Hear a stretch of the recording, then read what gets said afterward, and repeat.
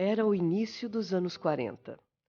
O mundo estava em guerra e o Brasil em crise, precisando criar com urgência novos postos de trabalho. Para enfrentar as dificuldades, Getúlio Vargas lançou no país um projeto de industrialização que chamou a atenção de grandes empresas estrangeiras. O então prefeito de Rio Preto, Dr. Hernani Pires Domingues, aderiu ao projeto de industrialização, criando através de decreto, em janeiro de 1942, autorização para a venda de um terreno de mais de 30 mil metros quadrados. A ideia era construir aqui a primeira grande indústria da cidade. O preço do terreno, 7 contos de réis. Como era o terreno? Isso aqui era um verdadeiro pantanal, um brecho, todo alagadiço. Não existia nada de... Não era cidade, era arrebalde da cidade, onde a molecada aproveitava os poços formados pelo alagadiço para tomar banho.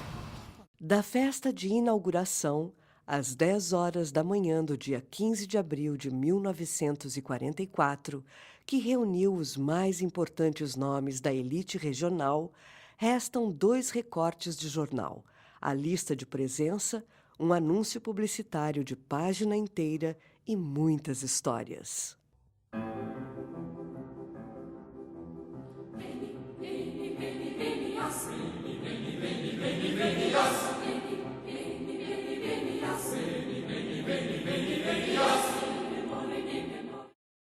O estado todo de São Paulo passou por uma série de dificuldades com a questão do café, a quebra da Bolsa de Nova York, e essa região de São José do Rio Preto, que é bastante grande, que vai desde Catanduva até as barrancas do rio Tietê, Paraná e Rio Grande do Turvo, toda essa região já produzia café, mas numa escala ainda não muito grande.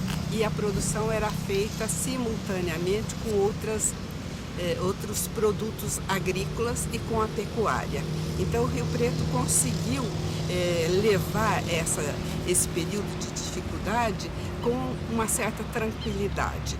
A partir de 1935, dentro do panorama internacional, se fazia necessário a produção de fios de algodão, e a região era própria para esse tipo de plantio. Então o Rio Preto passa a ter grandes plantações de algodão e, consequentemente, a produção dos fios se tinha também o resto dessa produção, que eram os caroços de algodão. A Swift do Brasil atendeu todas as exigências do decreto municipal e começou, neste mesmo ano, as obras da indústria, que nasceu com uma área construída de mais de 7 mil metros quadrados. O prédio foi erguido em 18 meses por quase 300 operários contratados na cidade e região. Na época, Rio Preto tinha pouco mais de 36 mil habitantes. Ela foi um marco para a nossa industrialização, que deveria ter continuado. A indústria em Rio Preto poderia ter assumido outras proporções. Ela marca um momento de grande desenvolvimento para Rio Preto. Você vê, em 1938, Rio Preto tem o seu primeiro edifício de vários andares, que é o prédio Itamaraty hoje.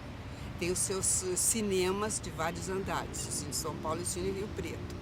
E, em termos de indústria, essa foi a primeira grande indústria. Nesse início dos anos 40, São José do Rio Preto já era um polo de convergência da produção agrícola regional. Vivia o auge do ciclo do algodão, que na época era conhecido como o ouro branco. A cidade não tinha nenhuma empresa de grande porte, por isso a Swift ganhou tanta importância. Logo que começou a funcionar, criou 230 postos de trabalho, inclusive para mão de obra feminina.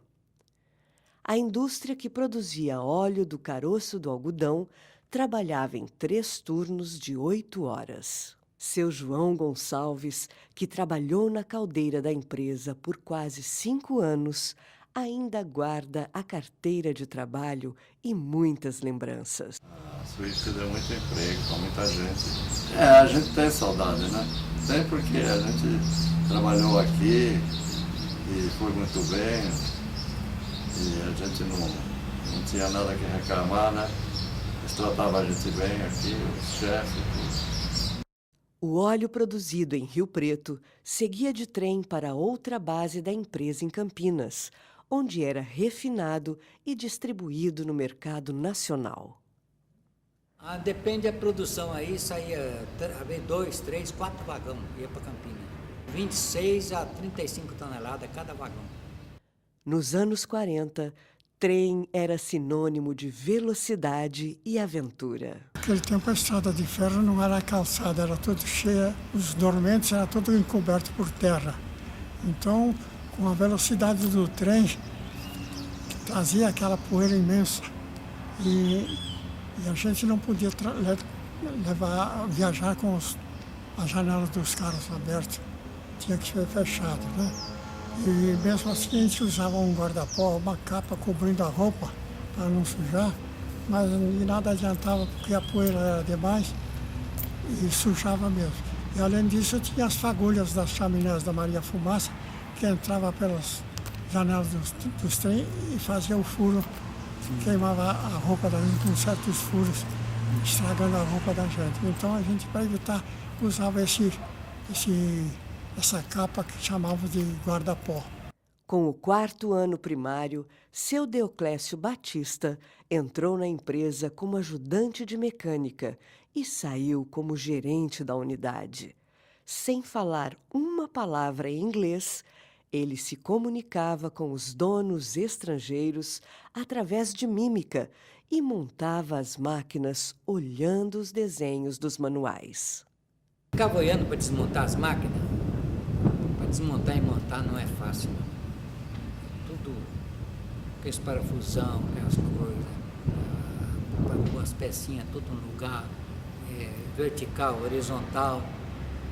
Então, tudo montar. E tinha um negócio que eu via que você não faz assim, e a coisa funciona. Já nos primeiros anos de funcionamento, a Swift trazia para Rio Preto grandes novidades tecnológicas. A empresa possuía uma usina própria de geração de energia e vale destacar também a utilização na obra do concreto e do gasogênio. Cada viagem a gente enfiava aí na prefeitura com a nota para poder adquirir a gasolina para trazer.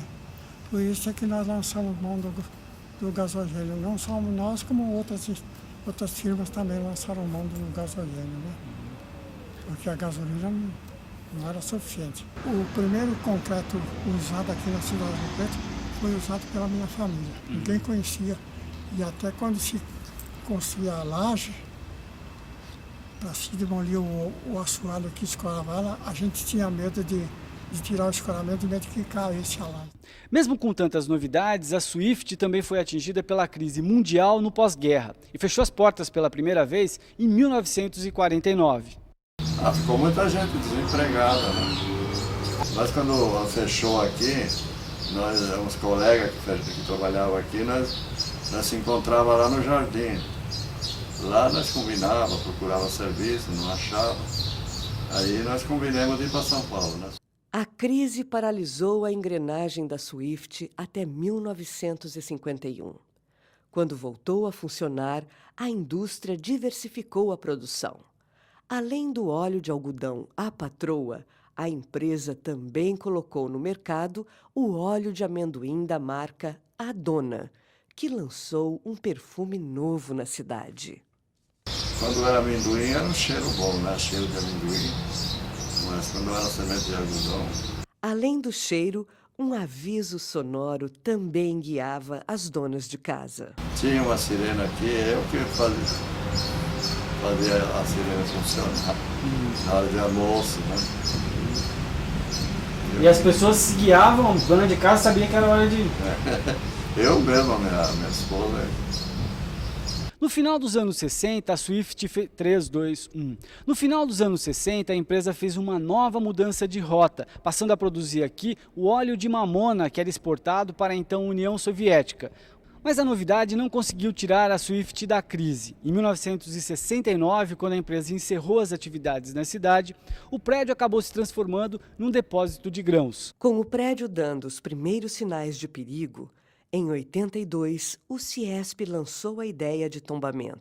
Um ano depois, foi adquirido pela prefeitura e o pedido de tombamento se oficializou, mas não avançou. Só 20 anos depois, em 19 de agosto de 2003, o Conselho de Defesa do Patrimônio Histórico, Arqueológico, Artístico e Turístico do Estado de São Paulo aprovou o processo de tombamento que transformou a Swift no primeiro patrimônio histórico de Rio Preto, segundo as leis do Instituto do Tombamento.